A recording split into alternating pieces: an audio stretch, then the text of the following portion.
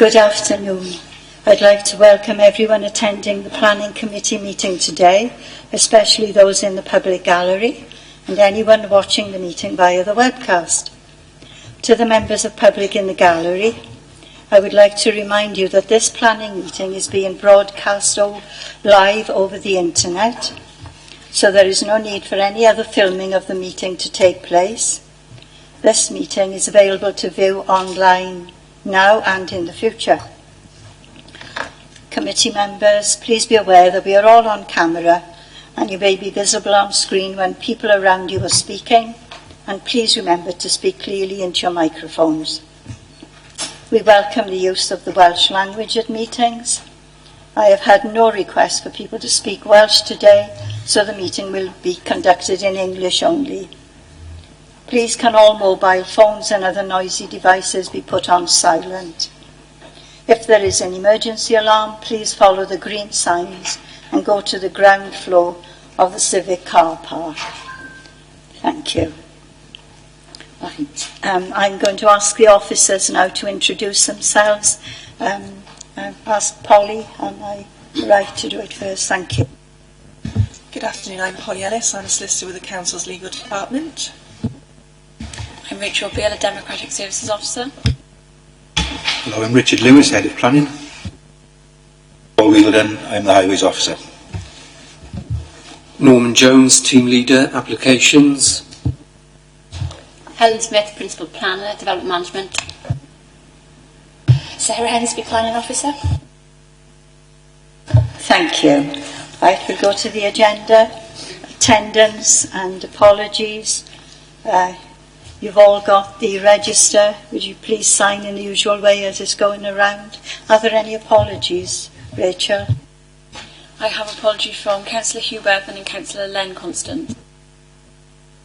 Are there any other apologies members know about? No? Right, thank you. Item 2, declarations of interest. Over to Polly, our legal advisor. Thank you. Firstly, can I remind members that you need to complete the Declaration of Interest form in the Attendance Register folder if you're declaring an interest in any application. The following interests have been declared to me. Councillors Norma Parish and Gaynor James declare a personal non-prejudicial interest in agenda items 4 and 7 as members of Pontypool Community Council, which has been consulted on the application. Councillor Stuart Ashley and Councillor Faye Jones declare a personal non-prejudicial interest in agenda items 5 and 6 as members of Cwmbran Community Council, which has been consulted on the application. Councillor Stephen Evans declares a personal non-prejudicial interest in agenda item 4 as a member of Brecon Beacons National Park Authority, who have commented on the application. Councillor Veronica Crick declares a personal and prejudicial interest in agenda item 5 as she's a board member of Bron Avon Housing Association, who have an interest in the application. She will leave the room prior to the discussion of that item. Councillor Jason O'Connell declares a personal interest in agenda item 4 as one of his children attends the current Glynthlewyd School. Thank you. We'll go to item 3, minutes of a planning meeting held on the 12th of November. Do you all agree it's a true record? Right, thank you. Are there any questions or comments from anyone regarding these minutes? No? Right, thank you. Item 4.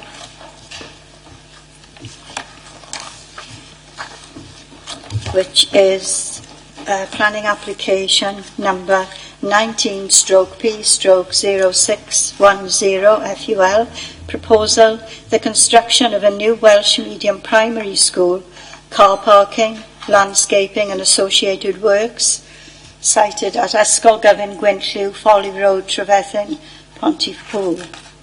There was a site inspection on the 26th of November, and this on pages in your report 13 to 40, and Mrs. Sarah Hensby will now give you a presentation. Thank you, Sarah. Thank you, Chair. Since the report was published, additional comments have been received from both Brecon Beacons National Park Authority and Natural Resources Wales. Firstly, from the National Park, the comments they've provided state, it is considered that the revised plans and additional information submitted enable a full assessment of the proposed development.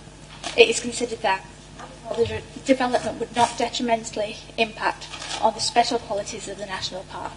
However, it is considered reasonable and necessary to impose a condition for the submission of external materials for approval by the local planning authority. And from Natural Resources Wales, the comments from their landscape officer state that she is happy with the proposed colours but has concern that they may appear different from how they appear in the visualisations. Therefore, she would prefer this to be controlled through a condition for the specification of the colours with full details of the samples and the materials to be approved.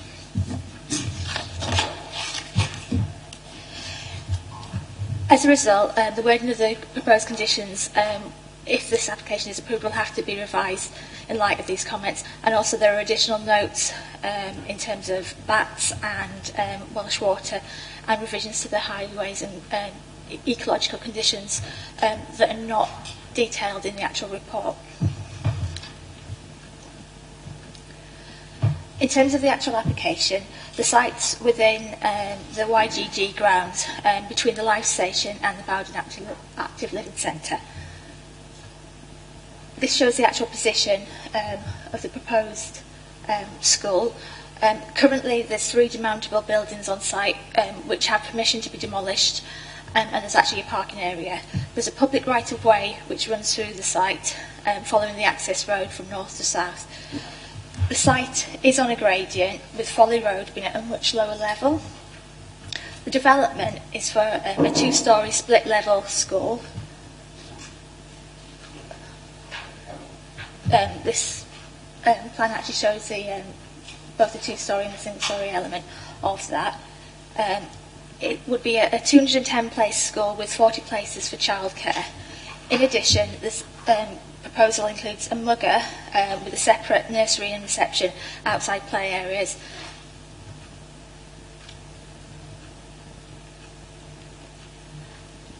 And also the widening of the access road through the site with a turning area and a 108 drop-off area. Parking for the school has 18 spaces, 2 being disabled.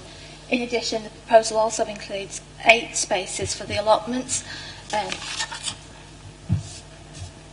With that, there will be some a removal of part of a hedgerow to provide visibility displays to the new access or the revised access to the parking area. So this is the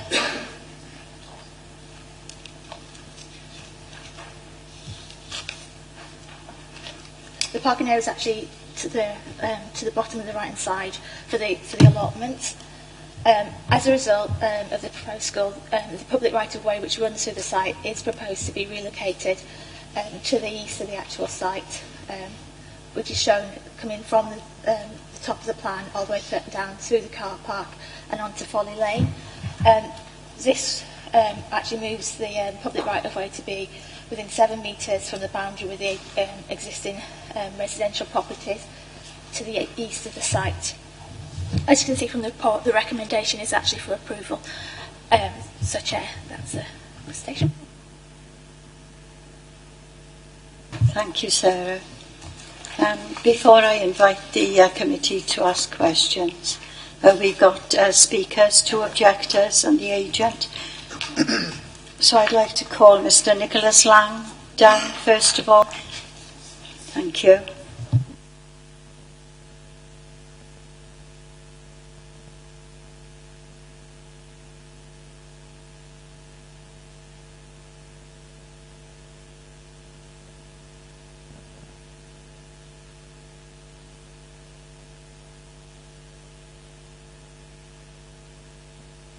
Okay, so before you start, yes, Polly will time you for 5 minutes. Yes, okay. Okay, you start whenever you're ready. Yeah, you can do if you like. Yeah, that'd be fine. Okay, so Okay. my objections, I've got two objections really, which Sarah has just addressed. The first one is that if you look at the photograph, that shows the view up the Folly Lane towards where the proposed entrance to the car park is.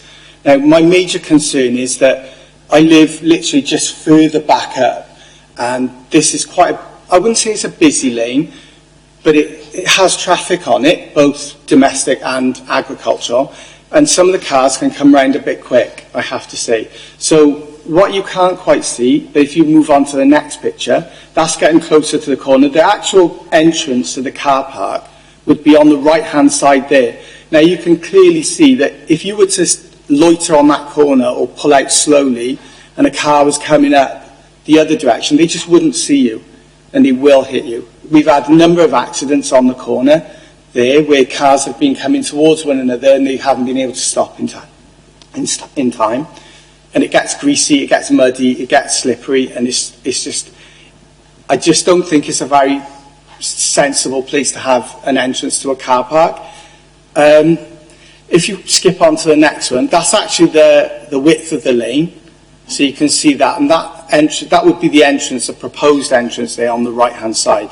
Now, my major concern is if someone's pulling out of there, or as someone's already indicated, they want to put a right-of-way, a public right-of-way. They want to move the right-of-way so that pedestrians can come out of here and come out, and cars are going to come around that corner. Someone's going to get hit. I absolutely, genuinely believe that someone will get hit on that corner, and it concerns me.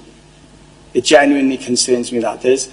If you skip on to the next one, that's looking back down the lane. So there you can see the corner comes up. So this is the reverse angle from the previous shot. It shows the lane coming up towards you, and that on the left-hand side now, because you're looking down the lane, is where they're proposing to put the car park in.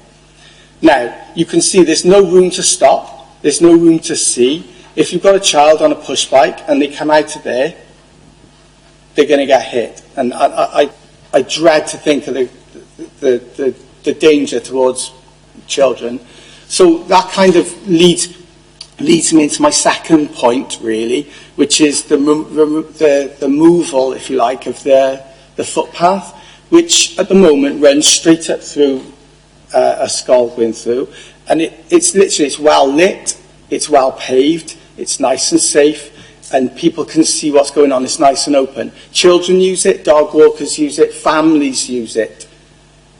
But if you move this down the lane, you're going to have no lighting, no pavement, no proper facilities for people to see what's going on. And my major concern is that if you move that right of way, where it's been for a very long time, and it's been pretty well received, and a lot of people do use it, if you move it to here, you're going to have, no one can see what's going on, nobody can be assured of being safe. I mean, I'm just concerned for local children, really. And my son takes his dog for a walk around the area, and my property is literally just next down the lane. So I got another objection to the footpath being moved, which is that, and I can't show you a picture, but where you're proposing to now move it, it's elevated, it's above my property. If you were to stand where the proposed footpath is, you can see straight into my bedroom window. It's literally at eye level to my bedroom window. So, I mean, combining all those things, to me, I mean, for my own personal, I'm not very impressed with the footpath being moved there, especially as it's been fine and well serviced and well used and in place for a very long time. And factor that in with the safety that I think this is going to cause problems for children and other members of the public, I think it's just crazy to move the footpath. But that's just my opinion. Okay. Okay, Is that all right? Yes, Sorry, I'm not yes. used to this sort of speaking. So. Right, thank you, Mr. Lang. No, thank you for your time. Right. Mrs. Sarah Lang, would you like to come down now?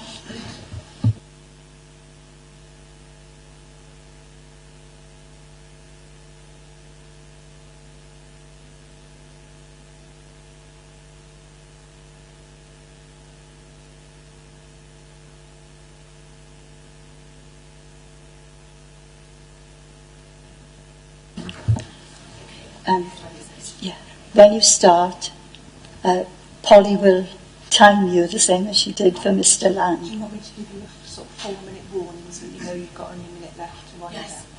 Yeah. Okay, when you're ready.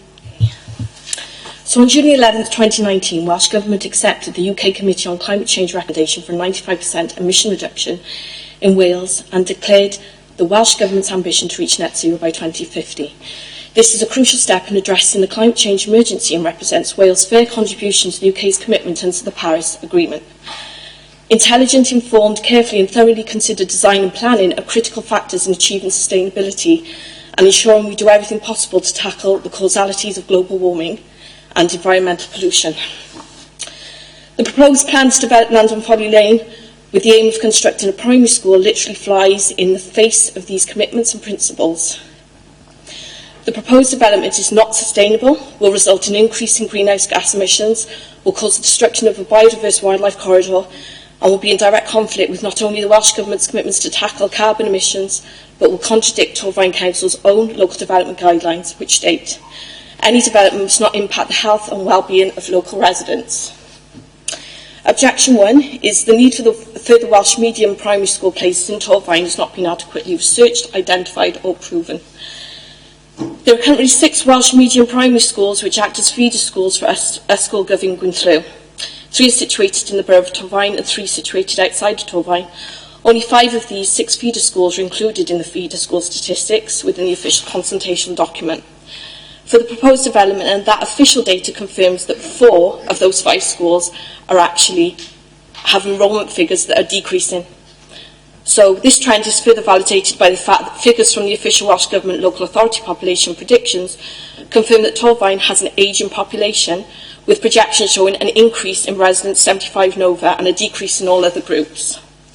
In light of the fact that official Welsh Government figures predict a decline in population and a reduction in fertility rates due to an ageing population, it is unlikely that an increase in primary school places is needed or justifiable, especially covered with the fact that most of the up-to-date census figures on Welsh language shows that the number of people in Torfaen that speak Welsh has decreased from 11.1% in 2001 to 9.84% in 2011.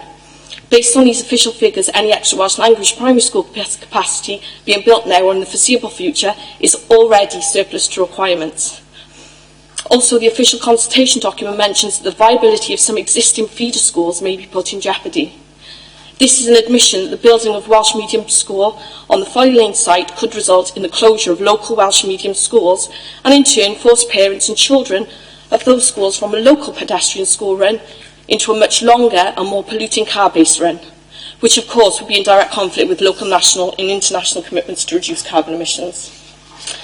Traffic congestion. Due to the fact that proposed Welsh Medium School will have a very wide catchment area, a substantial increase in traffic in the surrounding locale is inevitable. This will create more air and noise pollution for residents and will cause even more congestion on roads that are already busy during commuter and school start-finish times. Folly Road, those connecting to it are residential. The vast majority of children already attend Pennygown Community Primary School. The daily journey of local children and parents who walk and cycle to school become far more dangerous due to the fact that children who are not local to the area will have to be bussed in or driven into school using the same routes as those used by walking and cycling locals. Hazards will take the form of pedestrians and cyclists being knocked down and will also take the form of a marked increase of damaging emissions being breathed in by local children and parents who are doing their best to reduce their impact on the environment by walking and cycling to their local school.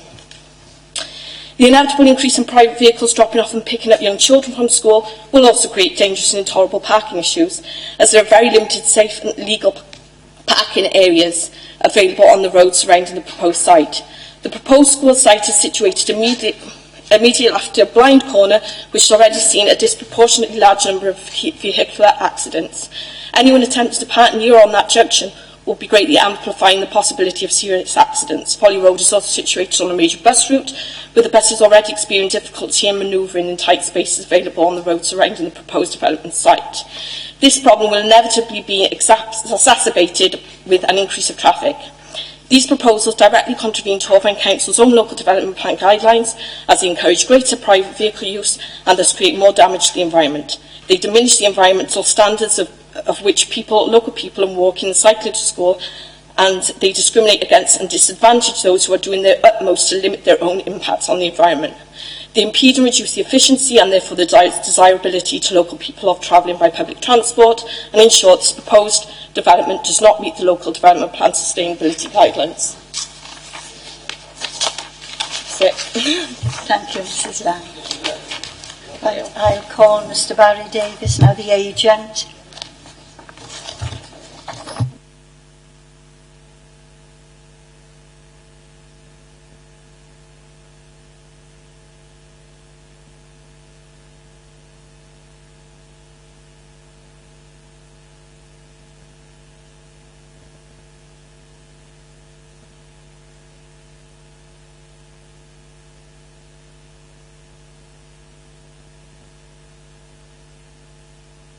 Right, Mr. Davis, Polly will time you for your 5 minutes. Start whenever you're ready.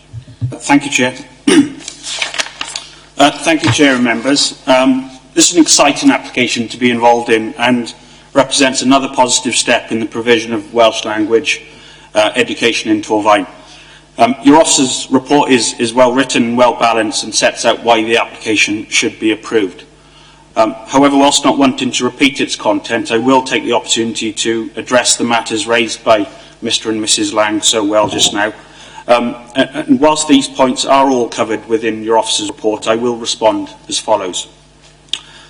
In respect to the need for a Welsh primary school, this is established beyond any doubt and has already been agreed through the Council's 21st Century School Programme, which has already been subject to significant scrutiny and agreement at the highest level of the Council and indeed in Welsh Government. The development supports the Welsh Government's vision of 1 million Welsh speakers by 2050 and aligns with Torfaen's target to reach 15% Welsh speakers by 2022. The Council's own Welsh language strategy sets out that there has been a steady growth in the demand for Welsh language education over recent years, reflecting a significant increase in the number of Welsh speakers in Torfaen since the 1980s. Learning the language at an early age is key to the success of the strategy, and it is therefore essential that parents are given a genuine choice in their ability to send their children to Welsh medium schools in their local area, as this will impact on the number of professionals able to deliver services through Welsh and pass on those skills to future generations. In terms of highways impact, which has been mentioned predominantly by Mr. and Mrs. Lang, the submitted transport assessment, and indeed the comments from the Highways Authority, confirms that the additional traffic generated by the development can be accommodated within the surrounding road network. Whilst there are inevitable peak periods of traffic use around school opening and closing, the development will secure improvements on the current situation through the provision of a dedicated staff car park, a new segregated car park for the allotments, widening of the current access road, and provision of a dedicated drop-off area. In respect of the allotment car park, which Mr. Lang pointed out will be accessed off Folly Lane,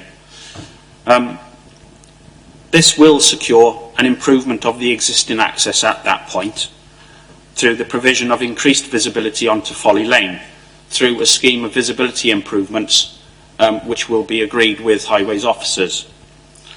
Folly Lane is a very likely traffic route serving a very small number of properties, and the car park itself, which is only there to serve the allotments, will be very likely used and used intermittently.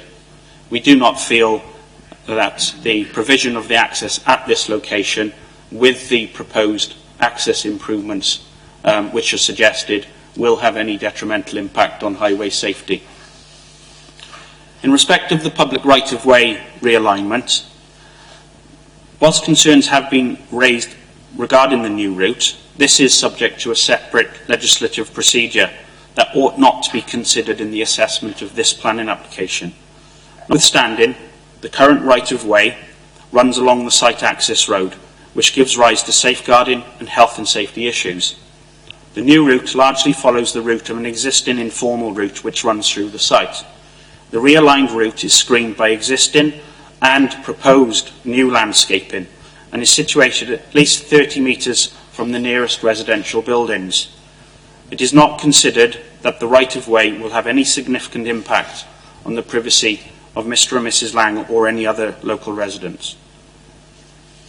In terms of environmental impact, the scheme has been designed to secure overall biodiversity benefit and an increase in tree planting and general landscaping through both the planning and the SUDS applications. No objections have been received from Natural Resources Wales or the Council's own ecologist, and the school will be built to BREEAM excellent standards. To conclude, members, this development and this application have been subject to significant levels of consultation, both with the public and with statutory consultees, with overall feedback received across the board. This is a positive development that aligns with the Welsh Government and the authority's own aspirations. I ask you, therefore, to grant permission in accordance with your officer recommendation. Thank you. Thank you, Mr Davis. I'll wait till you get back to your seat before commencing the meeting.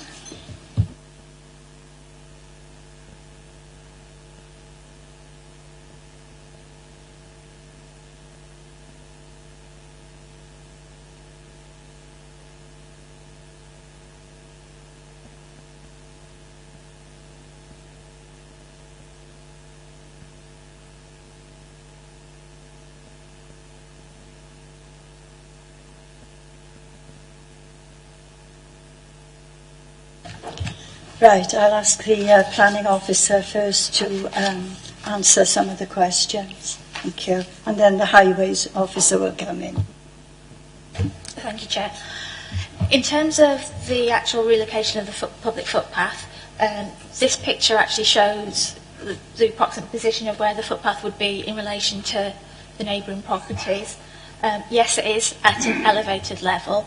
It is, as the agent said, 30 metres away from the actual buildings and 7 metres away from the actual boundary of the site. As part of the landscaping scheme, there is a proposal to increase the actual planting along the actual public footpath to provide additional screening along there.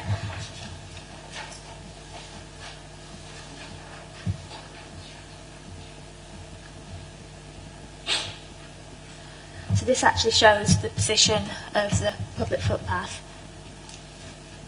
with the actual planting going in on the opposite side of the actual swale as well. Right.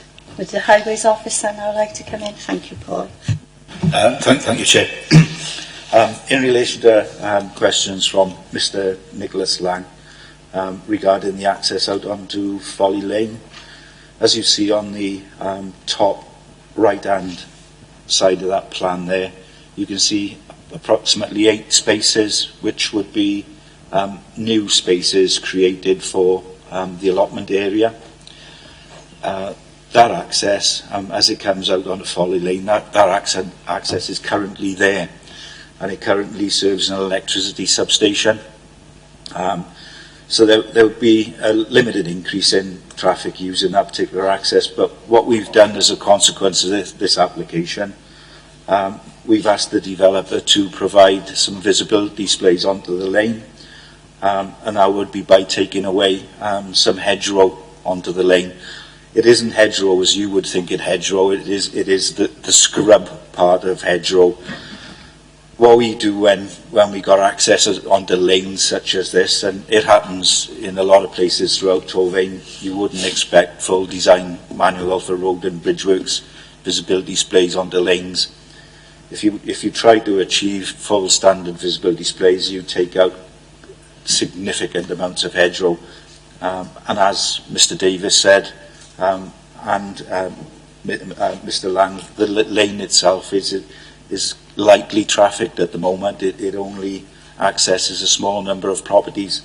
So what I would say is that this, for these 8 spaces, it isn't a real significant increase on what already uses our lane in any event, and it's fairly lightly trafficked.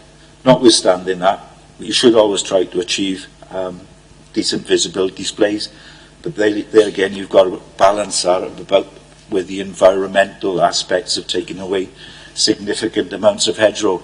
So I felt that this was a balancing act where we achieved some improvement, but notwithstanding that, I didn't say I want to take out a significant amount of hedgerow.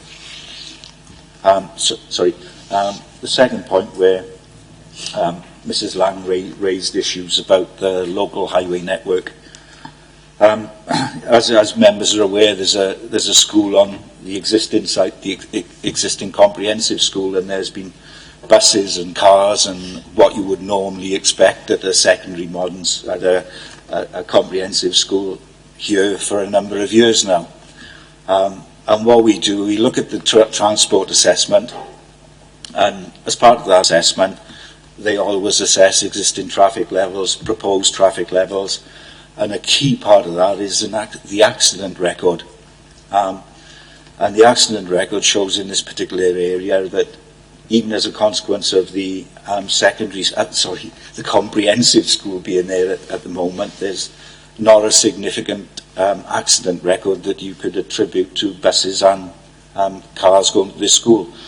Now, this new school, this 210-place primary school, is for locals, and it's a local catchment, and you would expect that the local catchment to walk and cycle to particular areas. Notwithstanding that, I couldn't sit here hand on heart and say to you that these people should walk and they should cycle, but believe me, there will be people coming by car and they will be doing what people do outside schools in cars. So as a consequence of that, what we tried to get here was widening of the road going into the school, and you can see the road going from the bottom to the top. The school is on the right hand side.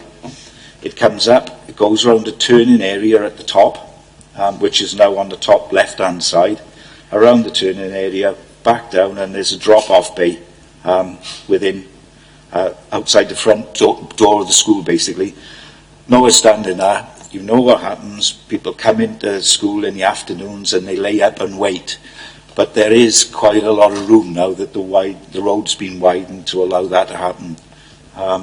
So all in all, I think we got the best that we could probably achieve here. If we tried to achieve lots and lots of car parking within the school, lots and lots of road, lots and lots of turning areas, then you'd have nothing left to develop a school, and you wouldn't have no...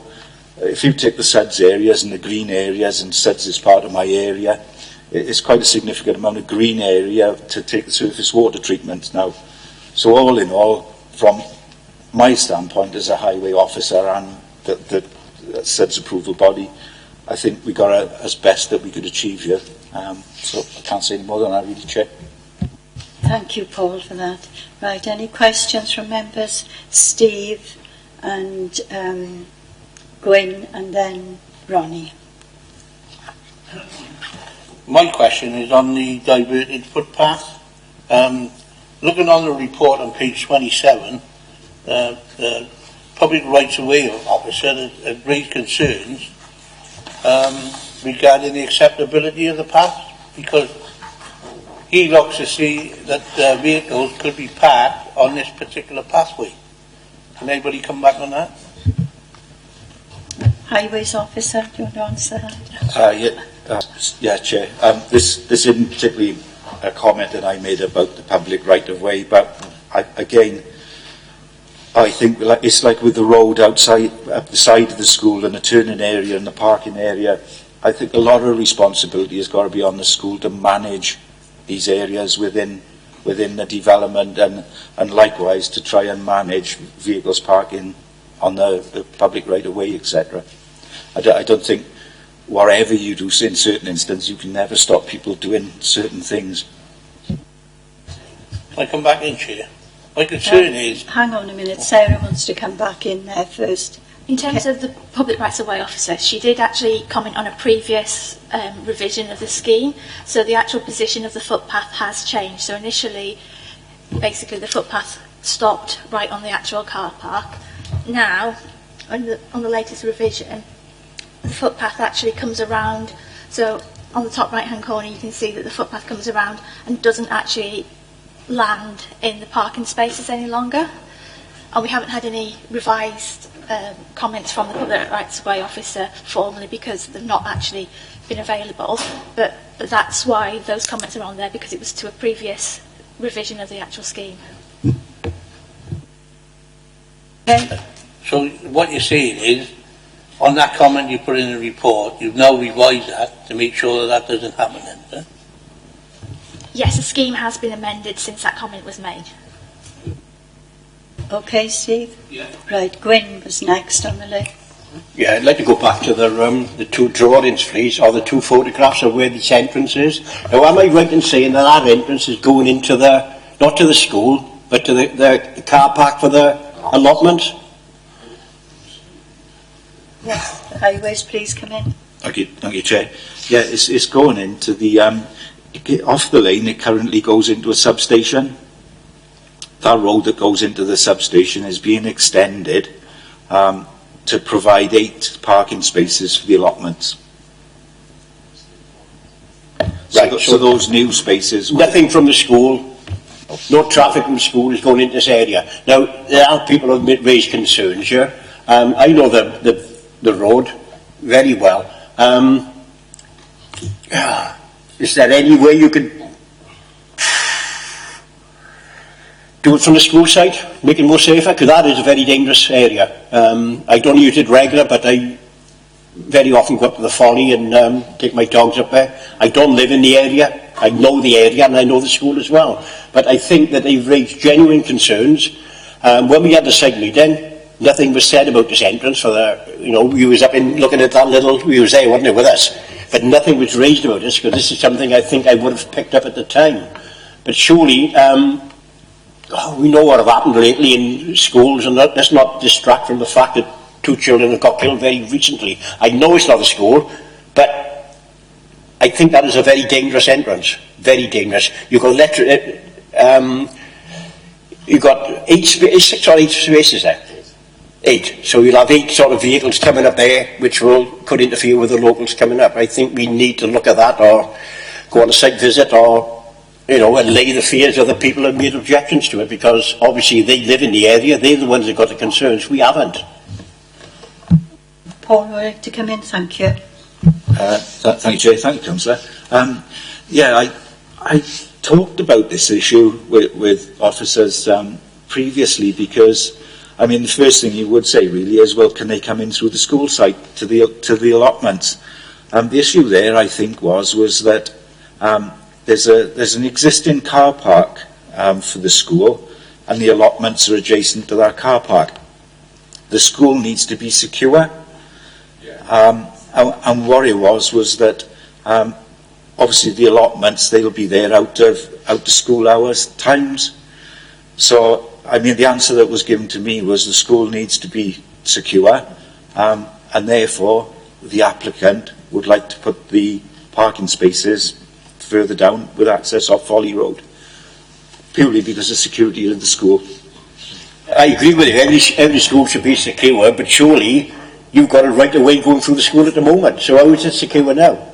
And surely there's some way of, widen it for them. Take it all back, take the banking back, which is obviously going to be more expensive, but you've got to look after the people that live in the area. It's all right for us to say here today now and agree, yes, yeah, let's do it. But at the end of the day, you've got unhappy people there. Let's try and sort it out, or get together and work a compromise out. Right, who wants to come in with that? Sarah, do you want to answer? No. In terms of the public right of way, that's an existing arrangement. That's actually this proposal, and the actual diversion notice was actually to remove the public right of way from through the site, so that it actually would become safer for pupils attending the school. So that is actually part of this scheme. In terms of the actual land take up to actually secure the site and do the SUDs and do the parking separately, obviously this actually removes parking away from and traffic attending the allotments away from the actual school site, and it is accepted that the visibility displays aren't as standards would usually require. However, the road is lightly trafficked, so on balance, this is what we've actually thought to be acceptable because of the balance between not removing all the hedgerow, retaining the school safety and the security of the school, and safeguarding not having members of the public going through the school, and keeping that separate. Okay.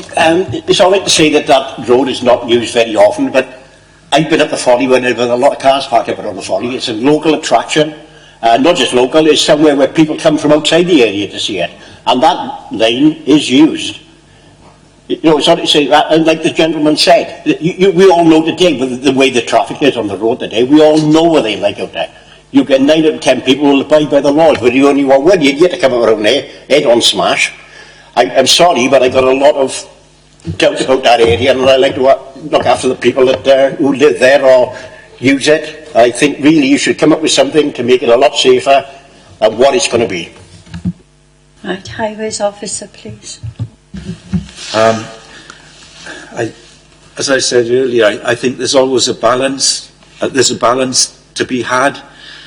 You could, engineering-wise, you could do what you like to Folly Lane. You can widen it to a 5-metre carriageway with a footway if you want, but that takes away the character of the lane, and it takes away vast amounts of hedgerow, which are ecologically sound and good. So from my point, there always is a balance to be had. If you look at a lot of lanes throughout Torvine, they're single file, they got passing bays in places. A lot of them are well more used than this particular lane. And if you look at I go back to accident records again, but if you look at accident records on lanes, they're extremely low.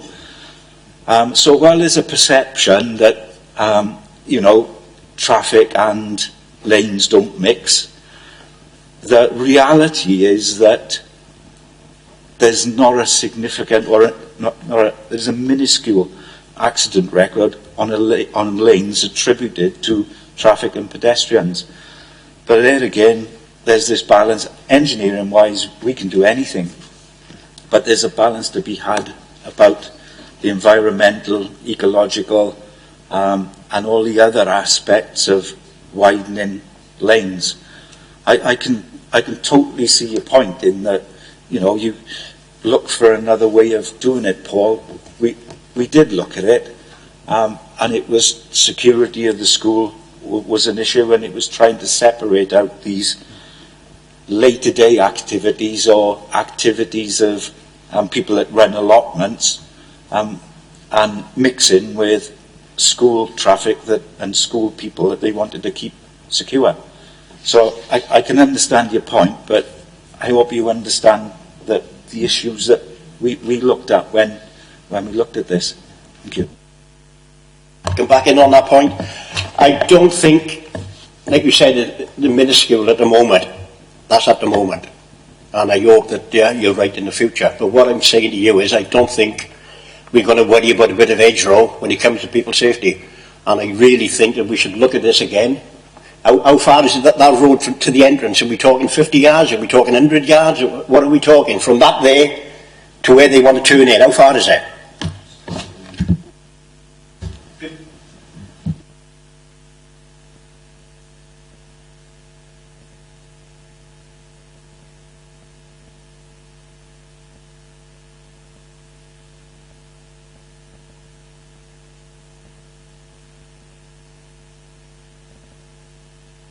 Well, I really think for 50 metres, somebody should have a look at moving that edge road and giving them more room to make it more safer.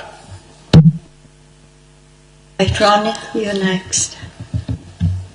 Thank you, Chair. My first question, if you can say it, are the allotments well used? Are they in use? Because some are, some not. That's the question. If they're not well used, whether you're not going to get many cars there to start with. Secondly, I'd like to say, well done, Mrs. Lang. Brilliant presentation. I was nodding along with you as well. There's some of the things you brought out. Ron, that's not appropriate. Oh, no, sorry. Well, I would like to say to Mrs. Lang, well done. She's very well spoken, very well versed, very well researched. Well done. And I was agreeing a lot with her. I know for the fact that the Welsh medium is actually on the decline and the percentages are falling.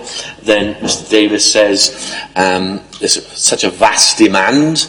I mean, there will be the demand for that school there because it's the junior school in the area, and people will go there anyway because it's on the doorstep, not because it's Welsh. It's just because it's convenient.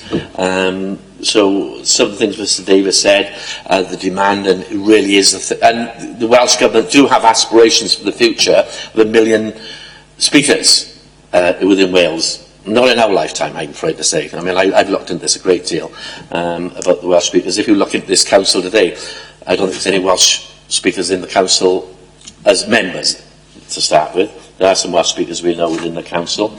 And the school itself, because it's connected to Gwynllw, if this was a non-Welsh speaking school, we wouldn't be having it. Because they're closing all our schools anyway, all our primary schools, and squashing them all into other schools. And we know that the Welsh medium schools aren't all full anyway, so do we really need another one? I will be supporting this application because it's got a lot of work gone into it.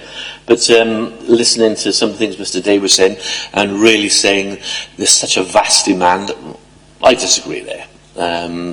But some of the things we're saying as well, and I do have reservation on the name, but I know sometimes allotments aren't used all the time, so I think it wouldn't be that much traffic if the allotments aren't used. So that's a question: are the allotments well used, and they looked after? Ron, as you know, we are looking at a planning application. It's not for this committee to decide whether the school as a Welsh medium is needed. That has already been looked at and done. This is a planning application.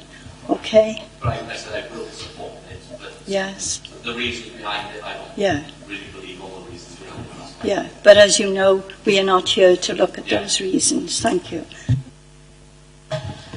Yes, in terms of the allotments, I don't know if they're well used. They are being used at the moment to some extent, and we are in this plan application providing for the parking for those allotments. But in terms of whether they're well used, I honestly don't know. In terms of Welsh language in the actual area, there's currently 81 pupils that are taken out of the area to actually go to other primary schools, so there is a demand in terms of Welsh language. Okay, Stuart, I've got next on the list. Right, I would like to agree with Gwyn about that on there, because Folly Lane's absolutely menace, and I agree with him on that. So I'll park that one. I'll park the one about allotments, because I am chair of allotments. I'll make a declaration on that. As Ron is on that committee, and so are you, we all need to make a declaration on that. I will do that. You're on the allotments committee as well. And one of the biggest single problems, I'm not sure if those council allotments or not, could you find that out for that? I'm not sure if they're in the council one, part of the life station. But one of the biggest single problems of every allotment in the borough is car parking spaces. Look at most of our allotments, they have a problem because that was something that was added on. Nobody expected allotments to want to park a car by it. Normally they were situated as convenient for where they lived, and then the 21st century caught up with them, and they had to have car parking spaces and offloading spaces. So what we've got, Wyn, which is the problem, is allotments need car parking spaces, and that's exactly practice. Go to my allotment in Woodland Road, we've got the same problem there, busy road, needs a space, you have to generate space. It's a universal problem, allotments in this borough, and in fact every borough in the country, I suspect, that is that problem. What I was going to talk about, which is not about this, Paul will say thankfully, is the whole business with the Brecon Beacons Authority and the ecology, because we have, if you've ever served on Brecon Beacons, which I have, and people have not here, I was going on about that again, but the problem, we saw it very well when we went on site visit, whereas the Brecon Beacons sit just over the brow there. Correct me if I get the right terminology, but the Brecon Beacons Authority has a landscape directive. It's on the brow, isn't it? And their planning thing is that it's about the landscape view. We don't have it on this planning committee, but their planning committee certainly does. If they look at something, it's the landscape directive. And part of this planning application, which I looked at very carefully, is about the view, the ecology, the whole thing. Now, my concern reading through this is that they and Natural Resources Wales looked at this, and they looked at the species, they looked at the colours of the buildings and how they merged in the hedge line and all that stuff. Now, if you look at this application, I think that people have gone to some pain to do it. I'm not sure about all the details, but looking at what the Beacons have said about it, I'm not sure about it, and I need some answers on that. What's your consultation been with the Beacons on it in terms of we can't talk about the building because that's not part of this planning application. We can talk about the car park, we can talk about the species of tree, we can talk about the ecology, and I think we can, by the sound of it, talk about the suds. How is that merging in other landscape? Because we're on that edge, we can certainly talk about that on this planning committee, as far as I understand, because we're so close to that Beacons thing, and talk about the landscape and how that works. Because if you stand over by the folly and look up or look down where we get the sight lines, so one occasion on this planning committee we can actually talk about stuff like this. Thank you, Sarah. In terms of the Brecon Beacons National Park, they were consulted on the application initially, and they did raise concerns which are reported. As I stated at the start of my presentation, following revisions to the actual scheme, they have commented again on the application, and they are not objecting to the application. This is a photo montage from the actual folly of what the school would actually look at. Obviously, this is a blown up picture, but it's quite hard to actually identify where the school would be. In terms of it's actually just there, the actual ridgeline of the school, so it's not. The colours, I know initially were an acid yellow, which it would have, and the roof was actually higher. But the revised scheme would actually fit in for the landscape. So the colours have actually been chosen based on how it would look from the Brecon Beacons National Park rather than from within Torvine, because that's where the sensitive landscape actually is. In terms of NRW, once again, their concerns were about the actual visual impact of it as a special landscape. They weren't on ecology issues. It's our local ecologists that have commented on the actual scheme and are happy with the recommendations in the ecological report that's been submitted and have requested that that actually be conditioned. Yeah. So in terms of ecology, yes, some of the ecological impact will change, but there is mitigation for that. And even within the building, there's proposals to put in swift boxes and bat boxes actually within the building. So not just the actual landscaping around the building and the sustainable urban drainage and the revised planting, but also within the building, they're looking at increasing the biodiversity. So you are satisfied, bearing in mind the experience I've had elsewhere with some of this, you are satisfied you've got sufficient robust measures in the conditions to do that? We are requesting that we actually be able to amend the conditions so that we actually shore up the actual conditions in terms of the response that we received yesterday from Brecon Beacons National Park and from NRW, so that so we have got conditions on there. They've asked to see samples of the materials, so we will be asking for those as well. So, sorry, Chair, that is in that. So if that's what you're saying, I mean, I can support if that's on that. Thank you. Next on the list is John.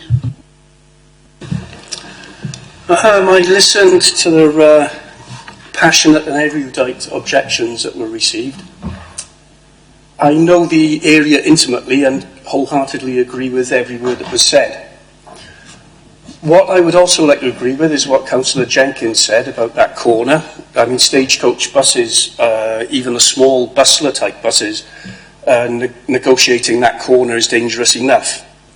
One thing that wasn't mentioned by the people objecting that I have found myself is off-road motorbikes used to be a major problem in that area. I mean, they used to fly down that lane. And at the end of the day, that's a country lane. It is what it says on the tin. It's Folly Lane. It's a lane. It's not a major thoroughfare. If you, and I've had it myself, I've been walking my dog down that lane and nearly been taken out by a motorbike. Is there anything being put in place or being put in place that mitigates that? Thank you. Do you want to come in, Highways Officer? Thank you. No, not as part of this proposal. I don't know whether the bikes are licensed or licensed to go on the road. If they are, because it's public highway, they can use it. If they are not licensed and they are scrambling type bikes without carrying appropriate safety measures, MOTs and licenses, well then it becomes a police issue. I can't say anything other than that. Okay, John. Right. Next on the list is Veronica. Thank you, Chair. Sarah, I wonder if you can just clarify, where is the life station? Is that actually part of this new build? The reference to the life station and medical centre. Okay, so the life station is actually on the bottom of the site, at the main entrance into the school, so that's so basically where the arrow pointing up is, to the right of that is the life station. So it is a new part of the new build? No, it's already there. It's already there. In terms of the actual... Oops.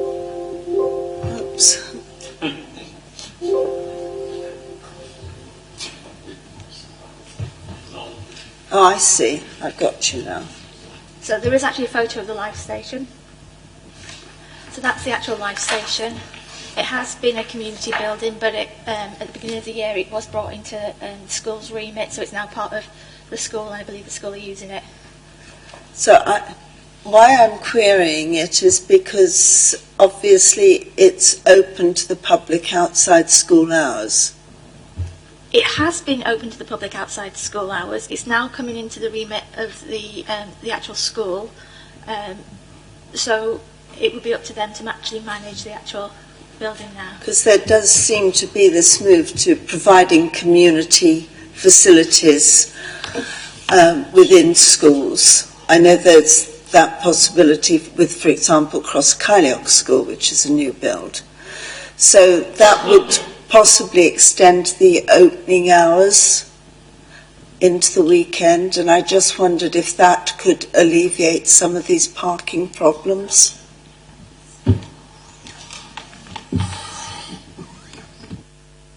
As it's right by the allotments.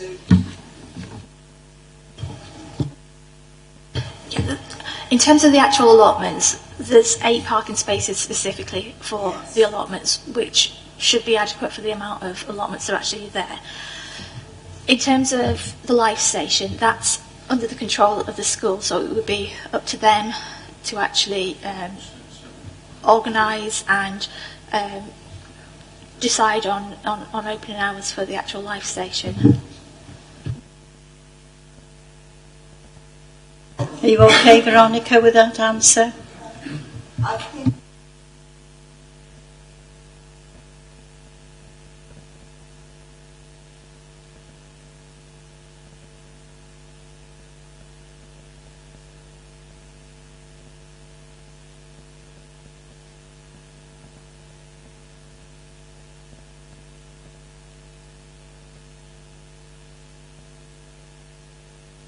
Well, as Sarah's just said, the life station is now in the hands of Ysgol and Gwynllew.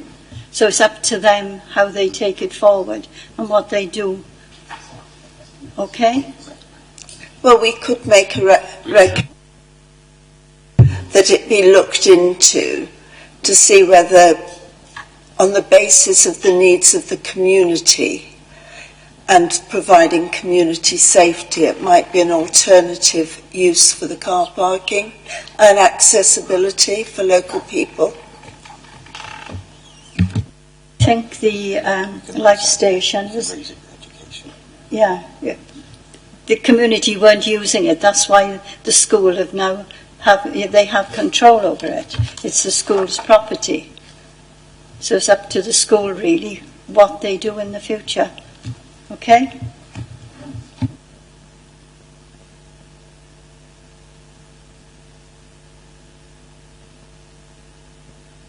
Jason, I got you next. Yeah, thank you, Chair. Very quickly, I just wanted to agree with your comment earlier that we as a planning committee are not here to analyse a business case or a need for provision. We're here to look at the planning aspects. So, wholeheartedly agree with that. The second point I had was just on the comments from NRW and the National Park. They state that they're waiting for an updated environmental colour assessment. Has that been received and has their concerns been mitigated? Sarah? A colour assessment has been done to some degree in terms of the actual scheme has been amended and it's been in line with the advice that we actually gave them in terms of what the colours should be from the actual landscape, and as a result the actual concerns from NW and the National Park have been resolved and they have no longer put objections to the application. Okay, do we have that documented? The final submission from National Park here says they'll be happy to comment further when consulted on submission of the amendments. So I assume the amendments came in after this report was generated and things have moved on. Okay, thank you. Thank you, Jason. Gwen. What's going on? Where does the people from the allotments park now? Have they got parking places now? And is it an obligation that they got to have car parking places?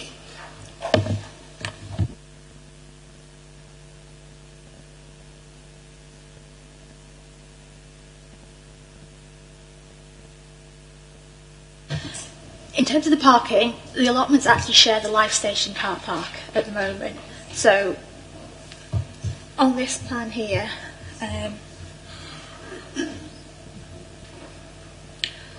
the actual car parking is to the side and to the north of the actual Life Station, and that's where they're actually parking at the moment. But obviously with the Life Station transferring to the school and the school actually being developed and the parking for the school being where the Life Station car parking is, that's why the need is to transfer that across.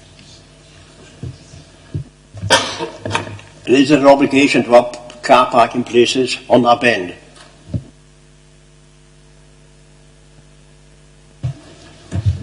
In terms of providing, obviously there's allotments there at the moment that have off-street parking. This scheme is to retain off-street parking for those actual allotments. On balance, it's thought that having the access where it is with 8 off-street parking spaces would be preferable to having no off-street parking at all for the allotment users. Okay, Gwen? No, right.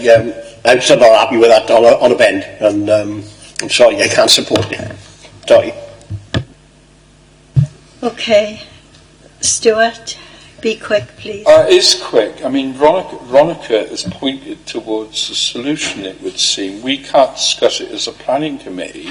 Is there any mechanism that we've got for sending this back and discussing it with the Education Authority? Because it would seem that the simple concept, really, and I don't want to turn this down because obviously this is needed, Paul, I'm asking whether we can have a discussion, because the simple solution would be to use the Life Station car park, which we saw up there. And I am clear on Jared allotments. I'm not sure whether this is one of ours or not, but it would seem the simple off-street solution was to be use the Life Station car park. Have you got any solution to this, please? Because I would like, if possible, make a motion. Otherwise, we defer this to the next meeting and get the conversation going? Because I agree with Glyn about this. Is ridiculous. Stuart, we are here to determine a planning application. We can feed back to education the comments you've made. We can do that. There's a logic to this, certainly. Yeah, we can feed that back, but we have to determine this. It's a planning application before us, and the other things on the periphery aren't part of the planning application. Okay. Okay? Right, the Highways Officer will come in now to explain. It's already been looked at. Thank you, Paul. Councillor Ashley, we did look at this, and that the Life Station car park is currently there to serve the Life Station, but it's not really used. It's also there for the allotments. Now, as part of the proposal, the Life Station and the car park is moving over to the school, and the car park will now be full because of the new school. So that new school, the car parking for that school is the Life Station car park. So therefore, the only time that car park will be empty is out of school hours. Yes. And that allotment will be used throughout the day as well. And the school have said they want to fence the car park and have it within the school to make the school secure. So therefore we had to look at an alternative, or an alternative was suggested by the applicant for spaces for that allotment, and those spaces are off Folly Lane. So therefore the school will be fenced off and bounded. The Life Station car park and the Life Station will be included within the school area. The two need to be separate now.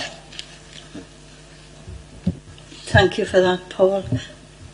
Gwyn and then Jason. Can I propose that we have a site visit on this, because obviously a few of us know this area well, but there's people here who have never seen this area, and I think we should all have a site visit and go and have a look at this and determine whether this is a safe area or not. We've had a site visit. We had Excuse a site me? visit on the Visit we had was inside the school. We never knew nothing about this on this Folly Lane. We weren't taken to Folly Lane. I was on the site visit. We was in the car park, or the Life, whatever you call it. We should go up there and have a look at this most important area on this bend. Right, I'll take legal advice.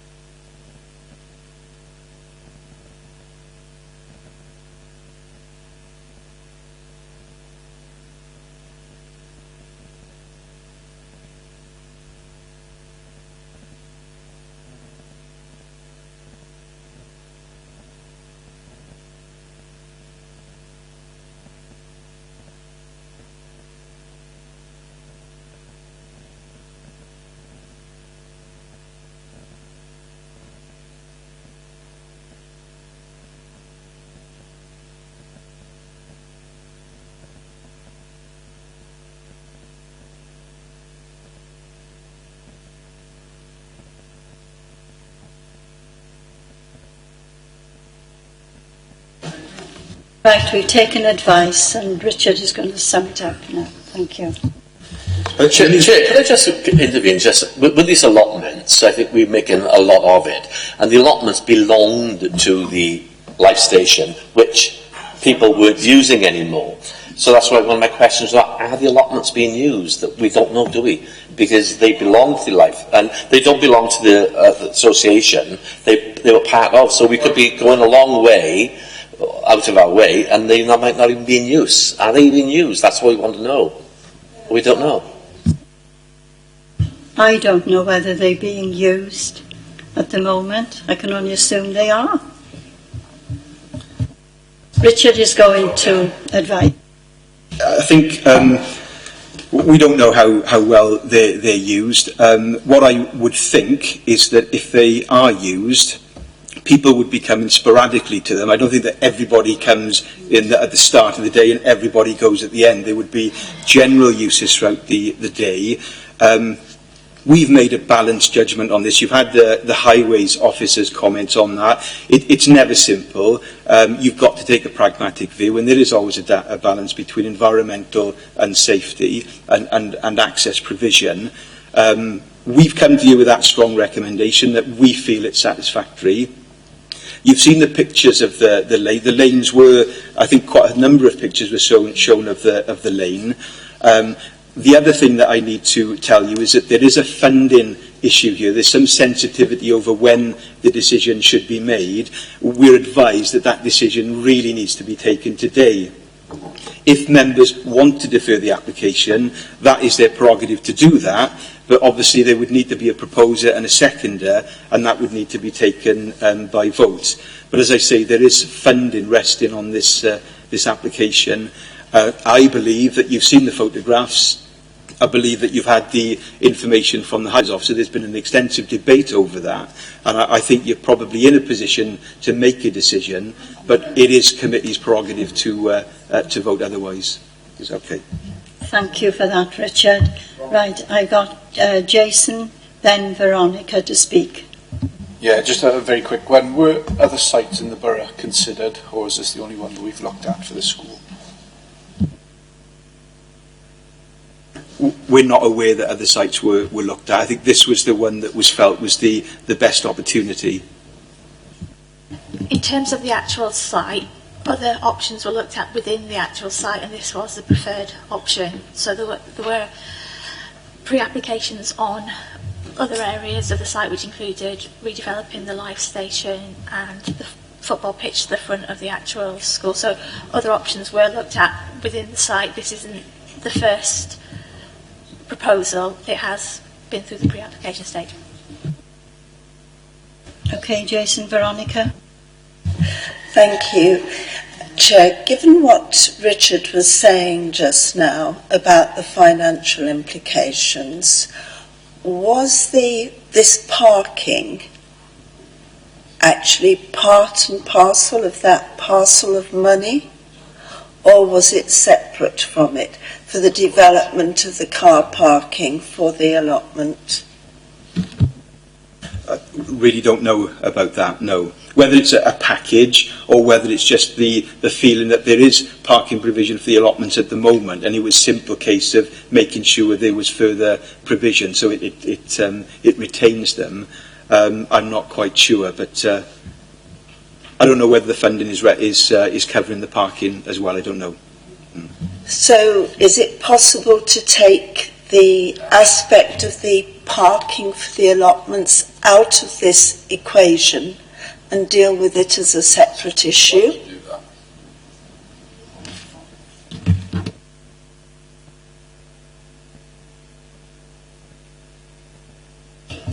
We're going to have legal advice on this, okay?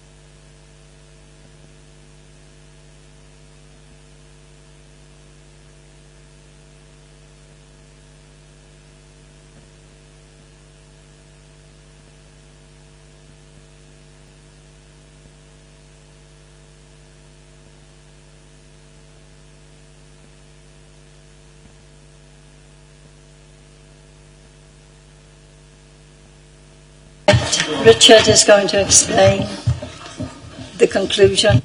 I think the difficulty is the application is what it is. There's a proposal and it all hangs together as one application. It's very difficult for members to simply say, we like this bit and we'll approve that bit, but we don't like that bit, so we can't approve it. The answer is the whole lot is refused, or it's deferred for further consideration. What I will do as a compromise, I don't know whether members would be happy with this, it's in the council's gift, obviously, to look at that scheme. If members decided to approve it, we can go back to the Education Authority and make a strong recommendation that they look at that aspect in terms of members' concerns and see whether or not there's anything further they can do. Now, I can't guarantee they will do anything, but we can make a very strong recommendation. But ultimately, it's up to members to decide the scheme as it's proposed. Chair, I'll move the I will second that. I think that's the application and on Richard's recommendation as well. Could I just really put in a strong recommendation? Because logically, I hadn't thought about it. Could we ask whether the Education Authority could get the, maybe I need a declaration of interest on this as well, ask our allotments department to maybe manage it, because they're probably not the best people to manage it. Consider it, because we're probably much better at it than they are. Yeah. I can't come through if you got your mics on. Yeah. Right, I'm going to ask the legal advisor to come in. Councillor Ashley, I'm sorry, I can't properly advise you because I don't know in whose ownership the allotments are, and there would be an awful lot of things that we would need to do in the background, but we can certainly feed those comments back through to the allotments officer, but we can't make any guarantee that that would happen. Can I just say, as far as I'm aware, those allotments are part of the life station at the moment. When it passes over to education, education is going to have to manage something which it probably normally doesn't do. What we do as an authority is manage allotments under the allotment officer, which means they actually are run by local committees, not by me as chair of allotments or the people in the allotment committee. That would be a better outcome for the community. It would mean they have involvement in there. It would also mean this kind of problem could be highlighted by the local community, which it isn't at the moment. Hence the reason these allotments are probably not as well used as they are. Information, that is. Thank you, and we can feed that back because that does seem like a sensible solution, but what we're saying is that we can't make any guarantees as that's what would happen. Thank you for that, Polly. We've got two speakers. Jason and Janet want to come in, and then we'll go back to the proposal. Yeah, thank you, Chair. I don't particularly like having a financial gun pointed at my head to say we've got to make a decision today. That's quite off-putting, if I'm honest. And I think for me there are too many outstanding questions in terms of mitigating the residents' concerns and the lane that Gwyn very well brought up as well, for me to be able to approve this today. So I'll be voting to defer it until those questions are answered. In terms of making recommendations to the Education Authority, I don't personally have faith that those recommendations will be taken up, given experience on other scrutiny committees. So I think this is the most sensible way forward. Yeah, but it isn't the council. It's the Assembly giving the money to the council for this. And there's always a deadline. So, I mean, you have to bear that in mind. Right, Janet? Thanks, Madam Chair. Just to say that I've looked through the plans, I've heard everyone, and I really thank Richard for coming up with a compromise, and I would put it to the members that we really support Richard's recommendation, and then we can move forward. I agree that we don't like having a gun held our head over finances, but this decision has to be made, and we've given it ample discussion. I think the best compromise is what Richard's come up with. Yeah, thank you, Janet. I agree. Right, I've got a hand gone up. Do you want to speak? Or? What's the compromise, please? I can't remember any compromise being made here today. Richard will take us through it again. Sorry, yeah, and I don't mean it to be a gun to the head. That was just information for the members, and I think that the judgment here is how important it is, because members can refuse, they can defer, and it's in your gift to do that, but I wanted to give you all the information for you to make that decision. What I was proposing, Councillor, is that if members are minded to approve this, there has been a lot of concerns raised about the access to the allotments, and that whilst we can't guarantee anything, we will, as a planning authority, make a strong recommendation to the Education Authority based on the concerns raised by members. Now, we can't guarantee that they will do anything about that, but they have, obviously it's in their gift to make changes if they wanted to do that. And again, what Councillor was saying about the management of the allotments, that's something that we can put to them. Okay, come in. I think, really speaking, we should defer this and get some answers to questions, because there's a few questions been asked in you today, and you can't give us an answer. Like Stuart said, is they being used?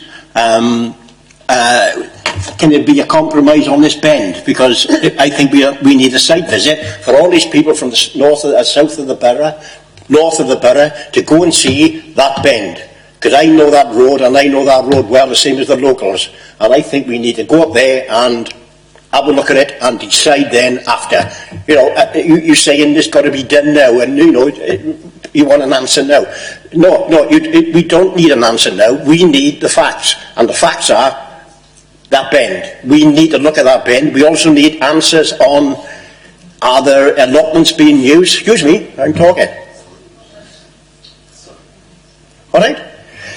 Are there allotments being used? Do they need a parking places?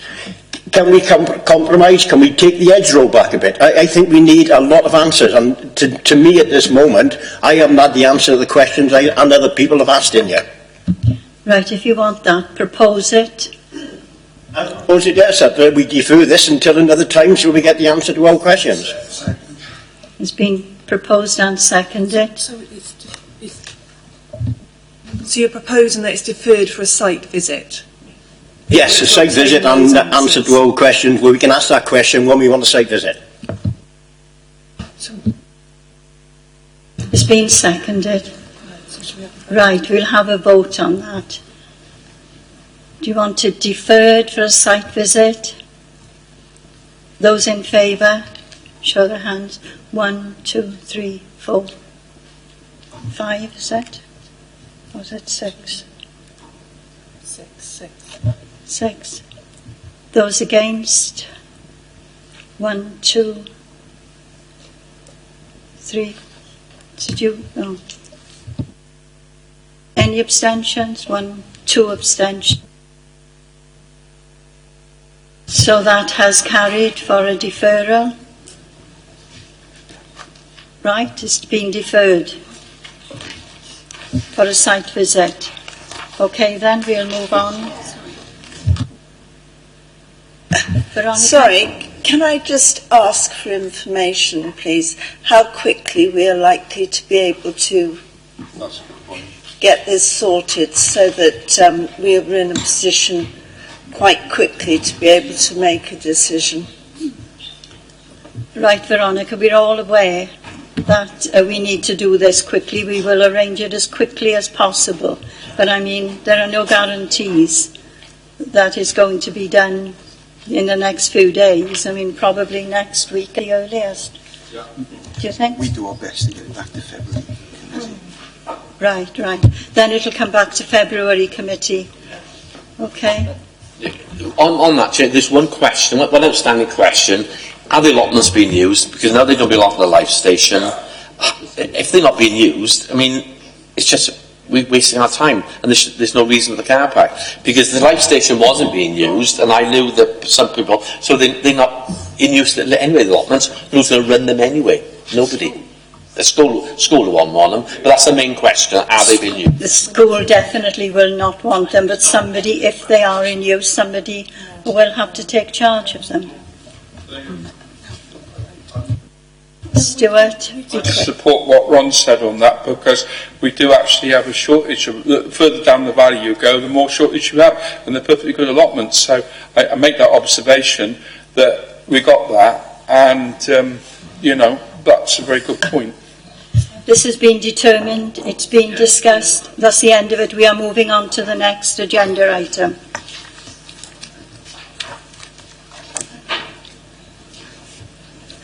Agenda item 5, application number 19/P/0652, FUL, demolition of former public house and construction of 19-bed supported housing scheme and ancillary accommodation, including communal and support functions and community space, And the site is the former Ruby's Bar and Grill, Leaden Court, Thornhill, Cwmbran, and it's on pages 41 to 57, and Mrs. Helen Smith now will give the presentation. Thank you, Helen. Can I just make sure that Rachel notes that Councillor Crick has left the room?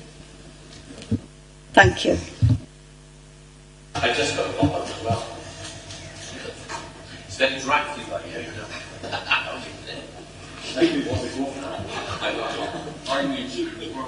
Yeah. Right, thank you, Helen. Thank you, Chair. Yeah, this application relates to the former Ruby's Bar and Grill, which is a vacant public house, formerly used as a pub and Helen, restaurant. can I ask you to stop? If members are leaving, they'll probably be back in a few minutes. I'll have to ask you to... Should we have a 5-minute comfort break? Yeah, we'll have a 5-minute comfort break, and that'll solve it.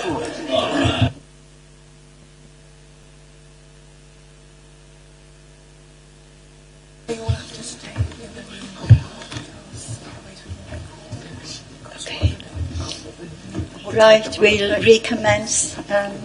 We are looking at application 19/P/0652 FUL. Helen, if you'd like to present it, thank you. Thank you, Chair. The application that's in front of us today relates to the vacant pub and restaurant formerly known as Ruby's Bar and Grill of Leaden Court in Thornhill. The proposal is to demolish the existing building and erect a 19-bed supported housing scheme, which has been delivered in conjunction with Bronavon Housing and Torvine Social Services. The proposal is to use the accommodation for a various mix of care. It'll consist of short stay units of step-up and step-down accommodation for older persons requiring care who either who cannot remain in their home or in the process of returning to their own homes for a period of reablement. It also provides opportunities for young adults with learning disabilities for transitioning into living independently. The scheme will also provide a range of community spaces for the residents, plus also the existing community. It'll hold therapy clinics, community engagement schemes, and so on. There'll be up to 5 staff, full-time equivalent staff, and one of the units, one of the residential accommodations will be used for staff accommodation, who will be at the site 24/7. So the site relates to the former Ruby's Bar and Grill. It's been vacant for 18 months. As you can see, this is a view taken from the car park opposite, and you can see that the adjacent highway is actually at a higher level. So it's a split level site from single storey to 2-storey in height. And this is a view back towards with the Thornhill shops just to the rear of it. You can see here the split level nature of the site and the difference in levels for the highway to the front. Sorry, not a very good photograph into the sun there. In the distance there to the south of the site, you can see the existing flats on Leaden Court that are effectively 3.5-storey at a rising level. The application site is by here.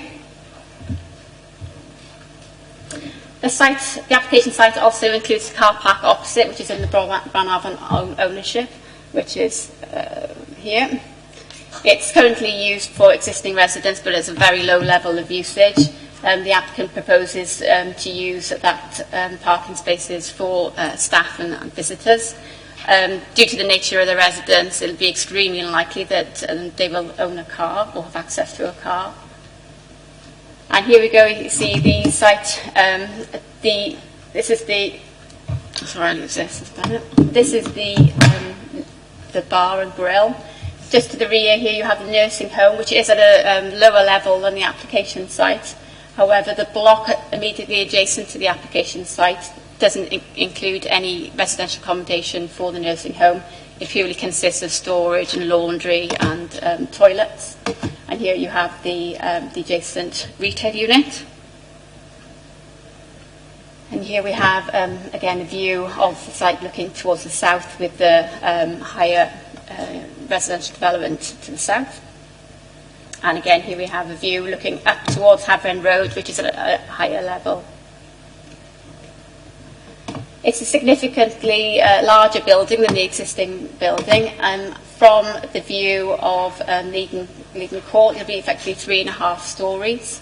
Have 2 gable projections and a brass roof in the centre element of the roof. Here you can see this is the adjacent health centre. And you can, I don't know if you can see it, you can just see that red line there, and that's the height of the existing building. And here we have some sections. Here's the Leiden Court. This is the, there's a significant relationship issue here. However, this is the area that's just used for storage and laundry, so there'll be no impact on residential occupiers of the nursing home. This site is maximising the area of the application site. Obviously, you still have the parking facility opposite. The site is subject to a sustainable and urban drainage system, where so we have lots of planters and where rainwater will be recycled, in addition to the sedum grass roof. The building at the moment has some bats in it. So they will be subject to an NRW licence, and NRW are satisfied with this proposal, and they're satisfied that the mitigation measures are acceptable, but again they will be subject to a licence from NRW. Thank you. Thank you, Helen. Are there any questions? Jason, Steve? Yeah, thank you, Chair. I'm very supportive of this application. I think certainly a worthwhile endeavour for Bronavon to do. The location is excellent, being next to probably the best chip shop in Torfaen. My question is that, as a councillor, one of the biggest issues I have in my ward is the condition of Bronavon properties that residents report to me, in that the maintenance of them is very, very poor, which causes additional health issues. What preventative maintenance issues are going to be planned for this building to make sure they're not adding to their problems rather than managing them? We haven't got a requirement for them to maintain the property that goes beyond the remit of planning. However, I am aware that Bronavon have got issues with existing older properties, which they are trying to update, but obviously there's a physical and financial restraints. This is being delivered in conjunction with Torfaen Social Care, with funding attached to it. So it'll be a brand new, specifically designed property, which will hopefully be designed for the residents in question. And it'll be down to Bronavon and obviously Torfaen Social Care, who would be running the facility to maintain it and manage it themselves. So the people who are employed there, are they Torfaen Social Care employees, or are they Bronavon employees who will be responsible for the upkeep? I don't know about that, I'm afraid. There are 5 residents running the facility, staff running the facilities. I'm not sure who they'd be employed by, but as it's a joint facility with Social Care and Bronavon, I don't know what that arrangement is, I'm afraid, so I can't answer that. Okay, Jason. Right, Steve next. Right, the first thing I'll state, I'm one of the ward councillors. Now, I've got grave concerns already, because I've seen a development which they've progressed in the other part of our ward, which is an absolute diabolical mess. My concerns are, when they're going to demolish this, they could have put extra pressures on some of the businesses which you've not even mentioned in the report, which is a community centre and a playgroup round the corner. Now, my argument is, why haven't you consulted with these particular organisations? And the second thing is, why are they doing all this without consulting the community? You know.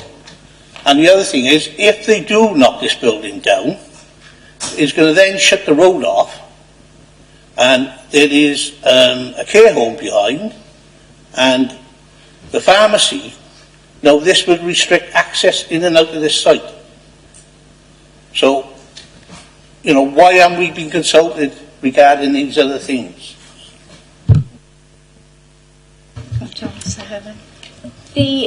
Firstly, the applicants did undertake public consultation before submitting the planning application. There's a requirement for all major developments to go through a public consultation process, and they complied with that. So they did do that. Secondly, we've consulted the immediate residents. So in terms of the community groups, are you referring to, where are they based? Which building are they? They're around the corner on that bend. You've got the community centre and you've got a play group. The community centre where disabled people actually get taken right to the door. You know, people with medical conditions. You know, this is not going to happen because once that place is being demolished, that road will be shut off. It's happened in the other part of our ward, and it's creating absolute, catastrophic events. You know, this is going to do the same thing. I'm not against the proposal of what the building's going to be, but it's just the actual other bits about thinking about the community parts of it. As part of the application, we have secured a construction and environmental management plan, which includes how are they going to demolish the site, what process are they going to put in place, what highway management systems they're going to use. Obviously, it's public highway, so they won't be able to completely block the public highway. There may be instances where you have to, have maybe limited access through. But maybe I'll pass that over to Paul in a minute. But the construction and demolition method statement not only covers how they do it in terms of the bats, because obviously they have to do it very differently, to soft strip the building rather than completely demolish it all in one go. But there's also like time limits in terms of operation to protect residents and to limit any obstruction and from construction. Obviously, with construction, there are going to be some instances where there's some disturbance, but the whole point of the method statement is to limit those to, highly unlikely or, very rare situations. If I just pass Paul in terms of the highway management, in terms of blocking accesses. Thank you, Chair, Councillor. We wouldn't look at closing the road as a consequence of demolition. It's very, very rare that you close roads. Even if structures go over roads, sometimes you don't need to close them. So it's not something that we would look at as part of the construction and environmental management plan for this. We would be saying that, if a request came to us to close the road, we would say you've got to look at other ways of dealing with this other than closing the road. So it's not something we would look at. On that, there's one way in and one way out. And which another development in my ward, which goes through the same thing, when they dig it up to do the sewerage and all, they close the road. So you can't say they're not going to close the road. The highways again, please. Thank you. You do get instances where you close roads, particularly if it was emergency road closures or if statutory undertakers were carrying out works across roads, but they generally tend to do it by shuttle working. It's very rare that we would get a closure. If you do a closure, sometimes you do a road closure over a single night, for instance, to try and limit businesses and other community facilities within our area. What I'm not saying is I can't say there will definitely not be a closure. What I'm saying is a demolition of this type in normal circumstances wouldn't have a road closure to actually demolish this. You may have a footway closure, but what you would do is divert people over onto other footways. So closing a road for something like this would be a very, very, very rare instance. And if it came to us to say we need to close that road to demolish this property, we would say you can't do that. There is only one way in, only one way out. There are a lot of community facilities. You must find some other way of doing it other than closing the road. And we, like you, wouldn't want to see that done. Again, I've got a couple more. Opposite, we're on about the parking. Opposite this development, it's been in use for the community for about 40 years. and they've been using this. Now you're taking them away from them. But also, alongside that parking is the pharmacy. Now, that part of their parking is their part of their business. They own that bit. And what's going to happen, if you restrict the residents from using that parking, they're going to be parking in the pharmacy, which it can't happen because of people, within the community getting their medication. So we're making difficulties with parking as well. So I don't know what the answer is, but the problem is they come on these schemes and really they need to engage more with people within the community to find out what's the right way and what's the wrong way. And on another part of this, where you put in there about the ward consultations and everything else, I know that objections have been put in. They're not even stated in there. Thank you, Helen. In terms of the car park, it's currently owned by Bronavon and obviously used for the residents. It's not intended to prevent existing residents using the car park. We're satisfied that due to the relatively low level of usage of that car park can accommodate the existing usage by existing residents and the proposed development. So the existing residents will still be able to use it. They're not prevented from using that. In terms of the consultation responses, nothing's come through on my system, but I'll certainly look into that. And was it from yourself, was it, or from organisations within the community that I'm aware of today, because I've been on with somebody else in it. But they have put. I've been categorically assured that they have written in objecting about the proposal, and I'm only relaying what's put into the actual agenda, and they're saying there's nothing in there. So any comments that we do receive do go through into the. But I can certainly, if you want to let me know later, I can certainly look into that for you. Okay, Steve. Stuart, do you want to come in? I want to make a very brief general point about public houses, funnily enough. This is another redundant public house. We had the yew tree in his ward. We've got the Bottom Bridge. We are appalling at having public houses shut down. I'm sure they've got houses up there. We've got the worst rate in Wales repurposing public houses. Part of the problem is the change in use of them because people are drinking at home. And this is just another public house, another estate with it. I think it's a good use of the land, but we really do need to reflect on the fact that there's huge community assets, along with churches in places like Blaenavon and places like that. I just don't want to see another public house, another public building going out of use. And unfortunately, this is another one. This estate was built with this as an asset. And it's public space, along with churches. And I reflect on that because I think there was an article in The Guardian, an article in one of the Welsh papers that stated that Torfaen, unfortunately, had the unenviable reputation of being the worst county in Wales for repurposing spaces. Now, I don't know when it's going to stop, but we're losing public houses and churches are the two buildings that do.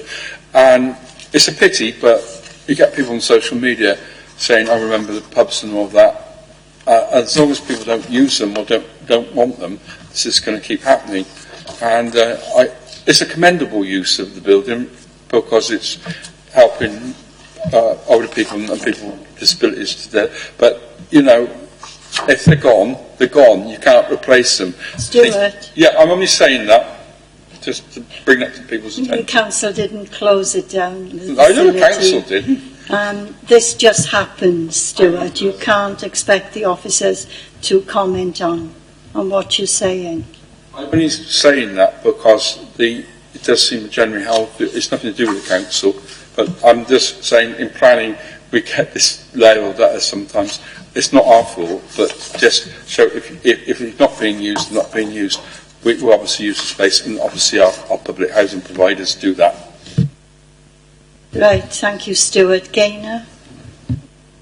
Yes, thank you, Chair. I just wanted to say that going on about the pubs closing everywhere, there's nothing to do with this planning application. Thank you. Thank you. Faye?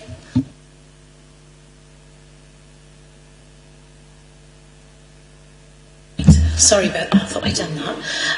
I just was wondering about the grass roof situation. Will people go up there and, is that going to be possible? Or is it just for drainage? And, how controversial is a grass roof? No, there'll be no access for residents up there, but basically the purpose of the grass, there's two purposes. The one is to help with the sustainable urban drainage, because obviously it soaks up a lot of the water, so that was one of the requirements. But then there's also the biodiversity aspect of it. All applications now have to have biodiversity enhancements. So this grass roof not only helps with the sustainable urban drainage, but it also, we've secured wildflower meadow mix for increasing bee activities and plant diversity. So that helps to achieve those biodiversity enhancements. And in terms of the grass roof, I personally like the visual impact, the visual appearance of grass roofs. I know some people don't. It's a subjective matter. However, on this site, because it's such a high building, you actually from the ground level you won't actually see it because it's a flat roof with the gable projection, so it won't be visually prominent. So basically, it's for the drainage, it's drainage and the biodiversity enhancement. Thank you. Stuart? I'm sorry I missed that one. That's brilliant, because that's the one thing we've been recommending for a long time. And as far as I understand, that's one of the first buildings I've seen in this planning committee even recommending that. Please, let's have a lot more of those. Thank you for that. Steve? The last point I want to make is, when they're going to demolish this building, where is all the equipment going to be put?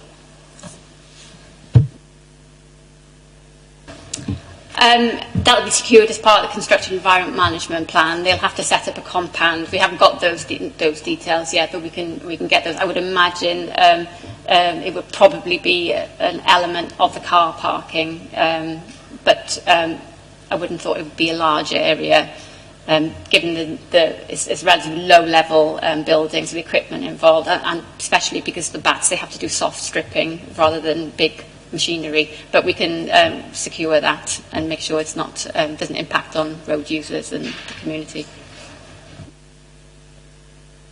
Thank you. Right, does anybody want to make a proposal? Stuart? I'll make I propose we go ahead with that. Right. With the officer's conditions. Yes, yeah.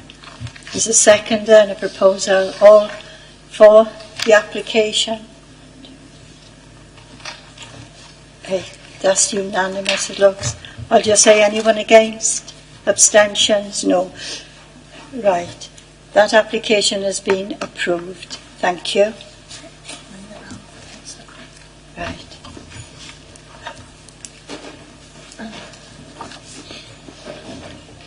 Right, agenda item 6, application number 19/P/0674, FUL. Proposal is for demolition of existing garages and construction of 2-storey dwellings, and it's cited at Glanmire St Giles Road, Cwmbran, and it's on pages 59 to 69. And Norman Jones now will give a short presentation. Thank you.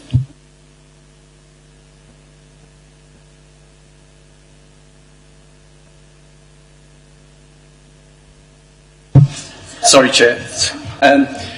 This application is for a 4-bedroom detached dwelling to replace the 2 garages there which are in commercial use and as a repair garage.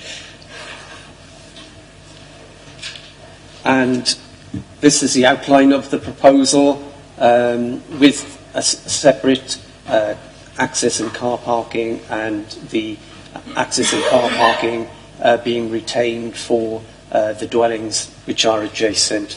As you can see, the recommendation is for approval. We've had amended plans received after the report was put into print, securing improvements to the previous plans to ensure visibility, and we would be conditioning those accordingly with those plans. Thank you, Chair. Thank you. Any questions? No questions on that application? Anybody want to make a proposal? Gwyn? Thank you. Seconded by Janet. Thank you. Right, all in favour of the application? Thank you. Those against? Abstentions? Thank you. I think that was unanimous. That application has been approved. We'll go to item 7 on the agenda.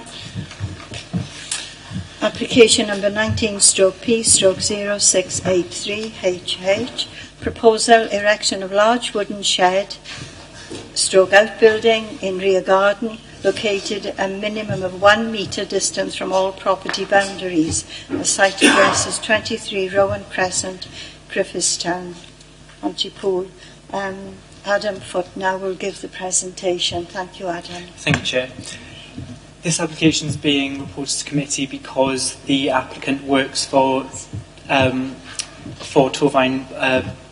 Torvine Council. The building is of a scale that it does not benefit from permitted development rights. It's set at the rear of the property, and as in the description of development, it will be located 1 metre from all the common boundaries. Due to its location and the relationship of the properties in that area, it's considered that the impact is not of an unacceptable nature. You can see from the photo here that the building is over the permitted development rights. The location of the outbuilding will be moved from what's shown here in order to comply with building regulations.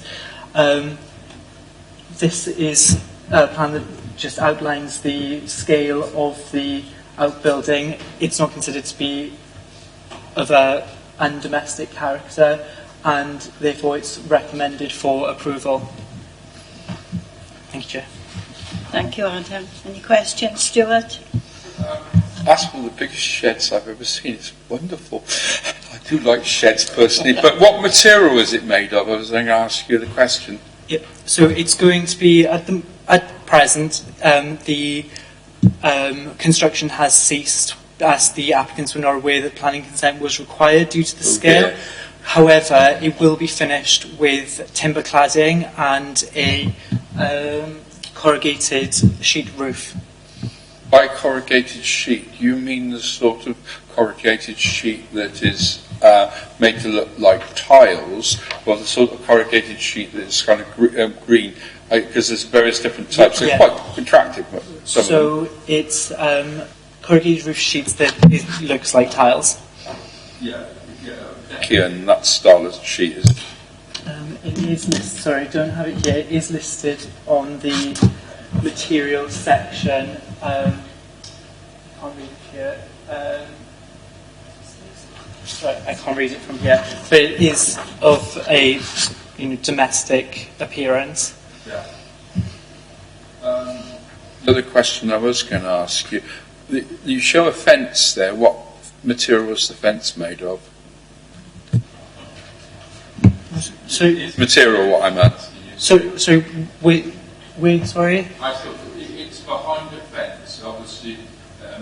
So it's going to peep over the top of that fence, isn't it, by about a metre by the way. So what material is the fence? Yes. Oh, timber. You're showing me a wooden fence there by the look of it, from what I can see. Yeah. So the only reason I'm asking is if it's intrusive to neighbours, the shed and the fence wouldn't look the same. So the shed is going to be finished in timber cladding. Yeah. And the fence is also timber. So they're the same colour. That's what I'm leading to. So this is material in that sense. You see where I'm going, can't you? No, sorry. No, If people are offended by items, they tendency to stick out like a sore thumb. Don't take offence, as Councillor Hall just said. Sorry. It looks, well, as I said, as a workshop shed, it looks wonderful. It's just whether other people object to it, isn't it? It's what we're trying to determine. Somebody else have a conversation on this one. I'm just trying to get an idea of how big that shed is. It's way over 12 foot, isn't it, by the look of it? The maximum height is to its pitch is 3.8 metres and 2.5 metres to its eaves.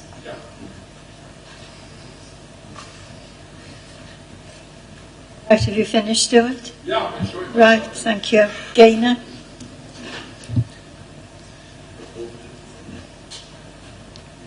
Yeah, sorry, Chair. I'd like to let this one go through.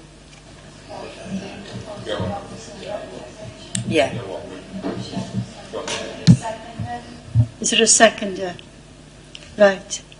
Have I got two seconders or did someone? Yeah. Right, we got a seconder. All those for? Right. Thank you. Those against? Abstentions? None. Right, that's unanimous. This application has been approved. Thank you for your attendance, and that is the last item on the agenda. Thank you.